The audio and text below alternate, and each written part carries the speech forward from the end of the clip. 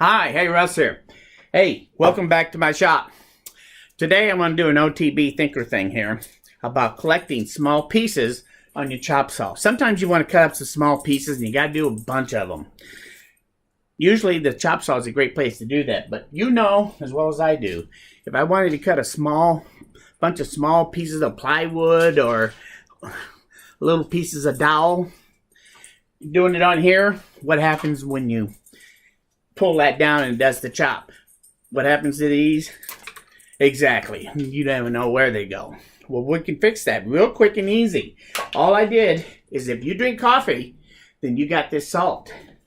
I just took an old coffee can and I drilled a hole in the top of it that is the size of my hose that's in my miter saw up here. This is and so I just take that and I push that into the hole on my lid. Then on the side, I drilled a hole the size of this PVC pipe. And I put a little flat spot on here so that I can get a nice angle and get that down close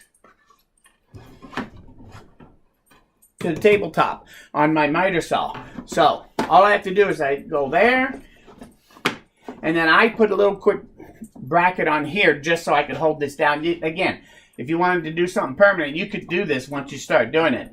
This is just to show you what the principle of what we got going here. So I'm going to clamp that down just to hold that in place. Put my vacuum pipe in there. As you can see, it doesn't even have to fit tight, but it's in there good enough. I have this pipe right here.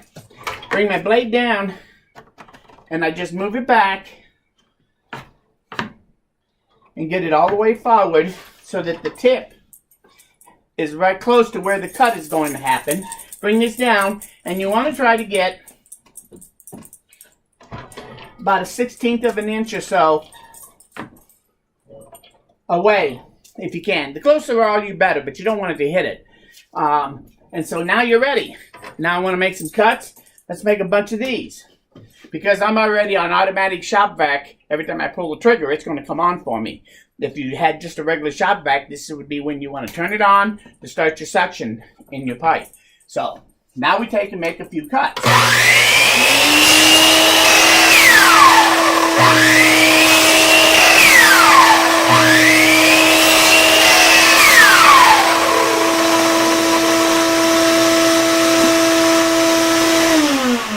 When you're done, I can put the pipe back. And guess what?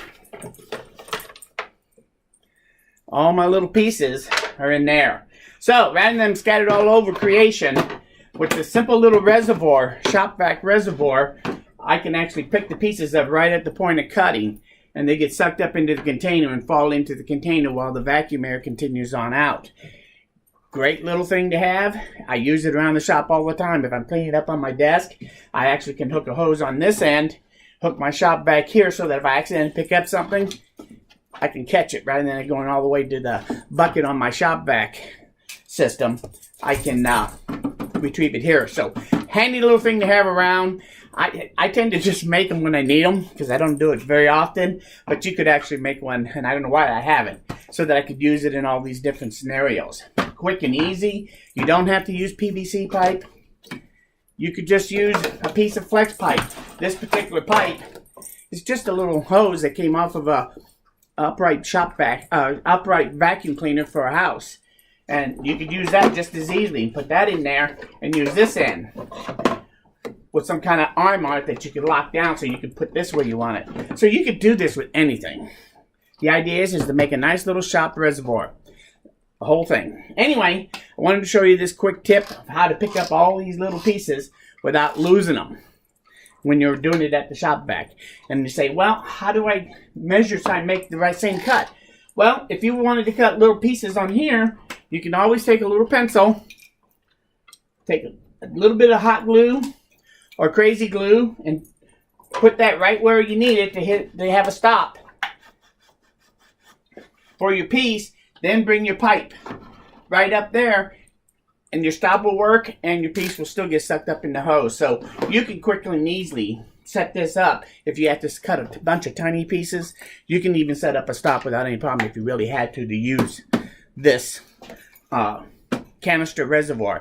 So anyway, for what it's worth, just thinking outside the box here, wanted to show you this idea that I had. And if you want, try to make one for yourself, make it out of anything. Give it a try. I want to thank you for stopping by. If you like this video, say so. If you learned something, please like the video. Most importantly though, please come back again because we're nowhere near done. Thanks, and we'll see you again soon.